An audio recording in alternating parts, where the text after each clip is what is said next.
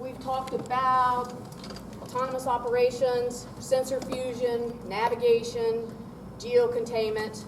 These are all pieces that are contributing to our mission, again, of safe, reliable navigation and mobility and manipulation, right, in dynamic and unstructured environments. And because our environments are dynamic and unstructured, that means we don't have a map, and it means things might be changing. So we also need to be able to sense the world around us. Are there objects in front of us? Are there objects behind us? And what do we need to do about that? So Gil is going to talk about this and more. Yes. This is Gil Montague from, I always have to look up, Baldwin-Wallace University. Yep. I'm sorry. Right outside Cleveland. Our river catches on fire occasionally. That's totally fine. It's been a while. But yeah, so you've heard about geocontainment. You've heard about awesome mice robot enclosures. That was so cool. That's going into space. That's exciting, I think. So that's very exciting. And I'm about to bore you with network programming. So if you want to leave, there's exits right there, right there. Just follow the fire exits. But yeah, so that's usually the response, is that why do we care about network programming? Why do we care how this data is being transferred? And I agree. There's awesome research being done here, but it matters a lot. And I argue that it matters the most when your missions are safety critical and life critical. So when people's lives are in danger, if something goes wrong because a vehicle missed a packet of data, then we have a problem, and it's the most important part, I argue here. So I want to make sure, especially here at the Autonomy Incubator, that we don't have that. I don't want drones falling out of the sky if we can help it, and especially if it's due to a communication issue. And that's what I'd like to talk to you first is, I don't want drones falling out of the sky. This is not something that should be happening. So a little bit of an overview. I'm going to talk about a data-centric approach to this. So you have a typical messaging-based approach. We're going to kind of flip that on its head and focus on the data. And that's what's really important here, and I'm going to argue that. Then we're going to talk about our internal software framework, and Josh and Jeremy and Nick have talked about it, so we might just skip that, and it'll be like a 2-minute slide. No, that's a big, important part. They did a great job explaining it, but I'm going to go in a little bit more detail. And then also my contribution to Aon. I've been here since January of this year, so I've had a lot of time to look at code and add some code of my own. So I'm going to talk about what I contributed to Aon and why it was important. And then we're going to have, I'm going to talk about future applications of Aon. This is a very important system and a very important framework that we're talking about here. And it can be used on a scalable level, and we're going to talk about those. And then finally, I'm going to fly something. It's going to be very exciting. If you haven't seen it, I get excited because I get to go out there and do stuff with a drone. And it doesn't hit me because my code's awesome and the framework's awesome. And then I'm going to field any questions you guys have. So a data-centric approach. What would be awesome is if researchers came on board. So say you have a researcher that does computer vision, and they just have to worry about computer vision and not network programming, because again, it's boring, uninteresting, and it's hard. It's really hard, and you have to be an expert in it to do it right. So what if we just took that out of the equation, and we had something called a middleware, software middleware. So that's actually taking the networking, operating system, and actual passing of data out of the developer's hands and putting it to the middleware. In this case, it's the DDS, Data Distribution Service, which we have talked about. We're going to go in more detail here. But yeah, on the highest level, it's just taking all that complex low-level stuff and saying, just write awesome code, write awesome computer vision algorithms, and let's use it. So yeah, here's an example of a data-centric approach. We have a data writer. So you can think of this as an application or multiple data writers in one application, and it's just pumping out data. And that's all it's doing. It's just writing data. And it's very aptly named. And it has a quality of service attached to it. So that removes, again, with a messaging architecture, the application developers have to worry about, how do I structure this message? How do I send this data? How do I make sure that someone's getting that data? How do I get acknowledgments? It goes on and on and on. And that's a lot to deal with. So what we want to do is have a quality of service. So before runtime, the application developer is going to say, hey, DDS, can you just handle this in this way? And can you say, can you set the latency on this? And can you make sure that they get this in this time step? All of that's handled by the middleware, and the application developer does not have to think about it. It's amazing. So the data gets published to a topic, and the topic's just a string ID name. So a topic could be camera images or sensor fusion node. Anything could be a topic. And data readers, and that also has a quality of service attached to it, and data readers will listen to that topic. And that's it. Boom, boom, boom. Great. Data-centric approach. We're not passing messages. We're just worried about the data. And that's what's important in operations like this. This is a logical, or more of a conceptual view of what is actually happening underneath the hood. So if any of you have programmed at any level, but it should be apparent either way.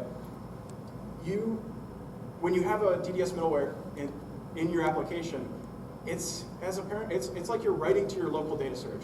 So you're just saying, I want to write this to this local variable. But DDS is taking that and publishing it on kind of like this table, and it's taking care of all that publishing of the data. So you don't have to worry about it. It's like you're just writing a variable to your local storage. But DDS is handling it underneath the hood and publishing it out. Again, this is a conceptual overview. That's not actually how it's implemented, because DDS actually, the main part of it is peer-to-peer and peer-to-cloud. So this is more of a broker service, and that's exactly what we're not. We're a strictly peer-to-peer system. And here's a more logical view. So you have kind of like a data bus. So you have the DDS bus, and you could have satellites publishing sensor data to that bus, and they're just publishing data all the time at some quality of service measure. And then you could have multiple applications, scalable applications, listening to that data and acting on that data. There's no saying, hey, please take this message to the control app, and please take it to the display app. Applications can come online in real time, and they can go offline in real time, and the system continues to run. So this is awesome, and there's even more key advantages. Again, I talked on ease of integration. I don't want software developers to come in and have to worry about network programming. That should not happen ever. They should be worried about controls work and computer vision work. The network exactly should be taken care of reliably and safely in a scalable manner too. Efficiency and scalability, again, we're getting low latency, like on the order of 20 microseconds between from point to point. That's amazing. That's good enough for a lot of operations. And scalability, you can pass through a million, like I'm not even exaggerating, 1 million messages per second, and DDS does not care at all because it's designed for efficiency and scalability. Advanced security, we're using standardized authentication, logging, access control, and encryption. Your data's safe. Your data's safe when it's going between the vehicles, and that's important too. We want to make sure the data gets there unaltered or unintercepted. And again, it's an open standard. You're not vendor locked at all. We picked a particular implementation, but it doesn't matter. I can be running a job, and it's also software or programming language agnostic. So in our case, we're running Simulink and MATLAB and Java and C++, and they're all communicating over DDS, and it's so exciting because that's actually hard to do. But DDS takes care of it. And then again, vendor agnostic. I could have a Java software program publishing from vendor A, and vendor C can listen to it from C++ land. That's amazing. That's awesome for scalable systems. More key advantages. Quality service, I touched on it. You want to be able to just worry about what kind of, how the data is getting there. So I want to make sure that it gets there on time. I want to make sure that they get the last 5 messages. You can define this in an easy to interface with quality of service file. Scalable discovery. This is a plug-and-play system. It's amazing. You just come online with any programming application, any vendor, and you're ready to go because of the scalable discovery options. And applicability. So I talked about it before. We're focusing here on, especially in the incubator, peer-to-peer, so machine to machine. But it's scalable to machine to cloud. You know, you hear about the cloud. I still don't know what the cloud is. But you can do it. I'm kidding. But you can do it, though. And so machine to cloud, and then cloud to cloud. This is applicable across domains and across hardware. So I can be running an embedded system on a vehicle. I could be running something from my phone, which I don't have on me. That's why I did that. Just looking for my phone. And I could be running an enterprise software. It does not matter. Everything, the data's getting there on time and how you want it. So this sounds awesome. Why isn't everyone using it? And they actually are. So Kennedy Space Center and NASA Ames are using it. Kennedy Space Center specifically in launch control. In their launch control center, they're using DDS because they want to make sure rockets take off correctly. Who knew? So they are using DDS. The Navy is using it for their applications. Commercial surgical systems are using DDS to make sure that everything is working correctly there. Again, safety critical, life critical here in a commercial space. And then also, one of the largest hydroelectric dams in the country is using DDS. So this is no joke. So we have Navy, NASA, but we also have commercial people or groups using this and using it well. So the 3 questions that you need to ask yourself if you want to use DDS as your, because it's not, so you see a square, you have a square block and all you see is square holes. I think that's how the analogy goes. But they're not all, it's all square holes. So what you want to ask yourself is these 3 questions. And if you answer yes to like 2 of them, or 1 of them even, you're going to be wanting to use DDS. So does your system need high reliability? If your system goes offline for like 5 minutes or even 5 milliseconds, do you have a problem? And yes, we do at the incubator. If one of the flight vehicles goes offline for 5 milliseconds, that could be a problem. So we answered yes to that. Does your system require extremely high performance? Do you have more than 10 applications running, sending data between each other and thousands of data items to share per second? We answered yes, and so we answered yes, that applies to us. And then also, does your system need to have an extended life cycle? So are you inheriting code? Or is your code going to take longer than a year to make? And then are you going to use that code down the line 5 to 10 years? If you answer yes, then yeah, definitely you want to use DDS because that's one of the parts of being vendor agnostic and applicable across domains is that no matter who comes in, it's a standardized system. We're going to be, it's standardized, so hopefully as time goes on, we're backwards compatible. So we answered yes, and we actually use RTI's implementation of the DDS standard. Well, we gave it a twist. We have the Autonomous Entity Operations Network, or AON, and we're focusing on exactly what DDS focuses on, and that safety, scalability, and reliability. So my contribution to that system is a long list, but here are the important parts. So ROS, or the Robot Operating System, and Alex will actually be talking about that in his talk. It's a fantastic research platform, and it's, again, not necessarily an operating system. It's more of just a collection of packages and algorithms and visualization tools. But a lot of researchers, I want to emphasize that, use that. So we get researchers coming in like Alex, who's familiar with ROS, and we want to be able to use his awesome visual odometry stuff on our system. And we were able to do that with the ROS DDS bridge. And then I also, and I'll go on to this a little bit later, but I also developed software and hardware interfaces to commercial vehicles. So as the vehicles are coming in, let's get them up and running and flying as soon as we can. That's my motto. And then also the dynamic path planning, which I'll talk about at the end. So yeah, software bridge over ROS and DDS. So ROS is publishing data, however they publish data, and I'm reading that data with a DDS node and publishing it to the rest of AON, so we're able to use that node. It's very useful for researchers to come in, get their algorithms up and running, awesome algorithms, and get running it quickly on vehicles that are in our system. It's very exciting. Distributed control. There's me being silly. I think I was a scientist in that. But we have 4 vehicles flying, commercial off-the-shelf vehicles flying, doing awesome trajectory generation and path following developed by researchers at UIUC, which I will let them talk about that because that's impressive stuff. That's really cool stuff. But I want them to come in, have vehicles ready to go, and be able to run their algorithms successfully and being able to transfer that data successfully. And we were able to do that with multiple vehicles, as I will show in a little bit. In addition to these vehicles, we brought in micro UAVs. So there's one right over here. We've talked about it. It's a Crazy Fly 2.0. These are very exciting. I really like this form factor. These are just micro quads. They're essentially right now puppets. They have a little bit of a payload, as you can see. They're communicating over 2.4 gigahertz radio right now, or Bluetooth. And we brought them right into our system in a week. That's awesome. So now we're able to use 2 vehicles at the same time, as we'll show. I might have spoiled that. But yeah, so we're able to bring vehicles off the shelf and get them into the system quickly with Aon DDS. Again, crazy flies are exciting. So we have this awesome software framework. We've been using it on MiceHab. We've been using it with Kalman filters. We have all these packages and all these nodes to get stuff done, and it's being transmitted over or using DDS, the DDS standard. What can we do with it? What's the future when I leave or however this goes? One is a scalable heterogeneous fleet. We have 3 of these vehicles, 4 of these vehicles right now integrated into Aon. That's amazing. That's really exciting. Usually you're seeing 1 vehicle. But now we're seeing 4 different types of vehicles, and there are more to come.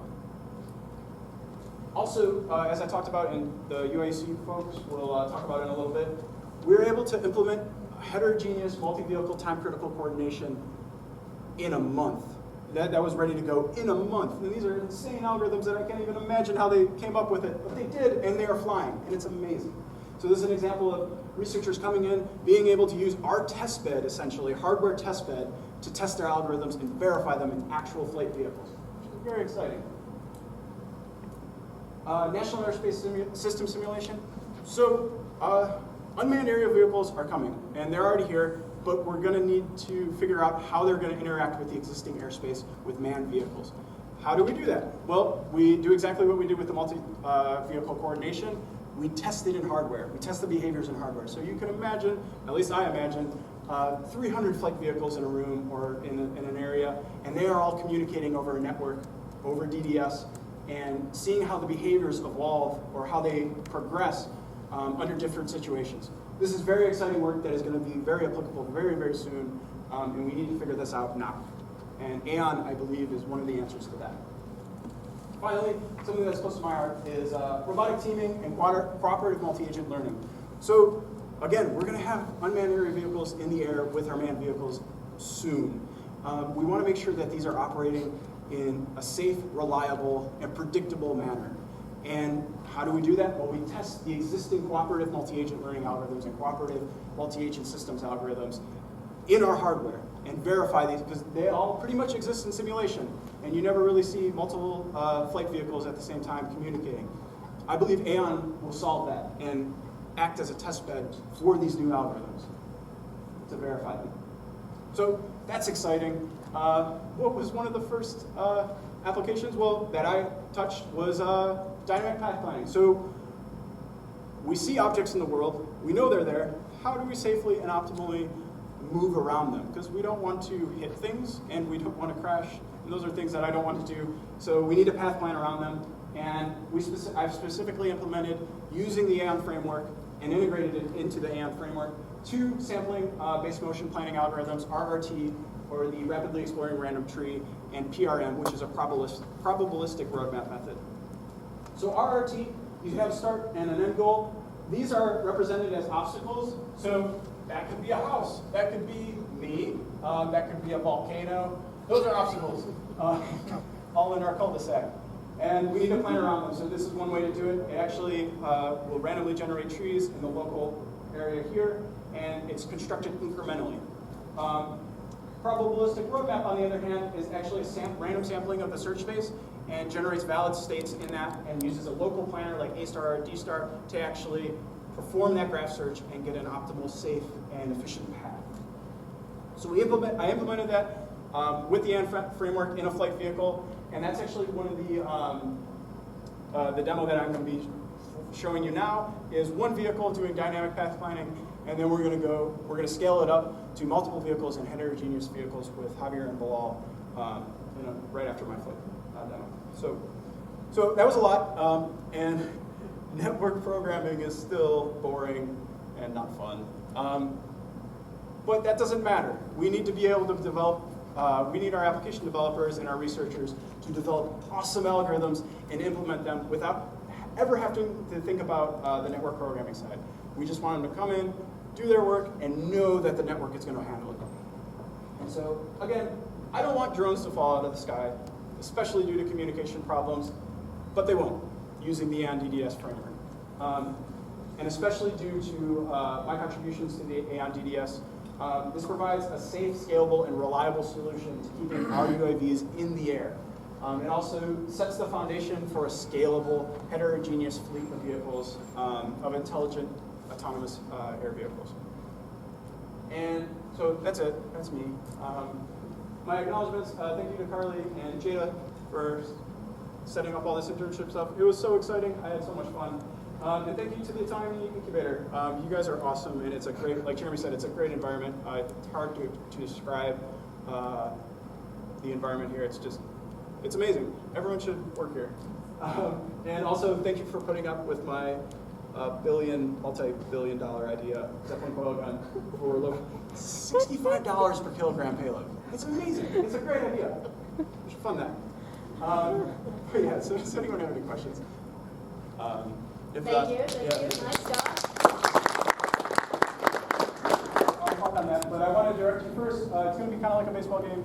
You're going to want to watch two spots at once. The visualization up there, the solid green circle is the goal state. So it's where the vehicle wants to go. The dotted green circle is actually the vehicle state as reported by PodCon. And so you'll see a red trajectory there. That's actually a canceled state. So that was the previous state that it was attempting to follow. And then there will be a sky blue type path. And it's constantly replanning and publishing it over DDS. So the Pathfinder is running in real time and publishing that data. And then the solid green path is the path that the trajectory it's following now. So we're actually going to take off then.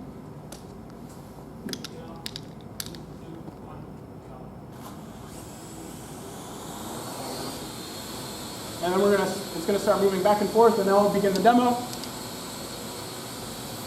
And so yeah, you can see it. So that's it, straight line path. We know it's optimal, and so it works. That's it. No, we want it to be a dynamically changing environment. I want to be able to walk in front of a vehicle and it to be able to react to where I'm going. And we can do this all day, hence the name Dancing with Drones. This right here, this is a safe maneuver. I got too close to the drone, and its safest maneuver was to actually hover and wait for me to get out of the way. And that's what it's doing right there. If I actually, so you see here, I'll block off its goal point. So in this case, it's delivering to a house. It's going to wait for me to move because that's the safest maneuver right there. But if I get out of its way, it'll start moving back, and then I'm going to kind of just bug it here. But yeah, this provides a capability on Earth, on Mars, regardless of the environment. These are all unstructured environments. On Mars, I hope there's not a person trying to mess up our drones. But it could happen. So we want to be able to successfully, safely, and optimally plan around these obstacles, in this case me, and make sure our vehicles are safe and make sure humans are safe. And so this was all possible with the AION DDS framework. We're publishing this data over the DDS bus, and the drone is able to act on it. A commercial off-the-shelf vehicle we got running in a week. And so it's going to wait there. It's going to wait for me to be done talking, and we're going to land it now. That's the end of the demonstration.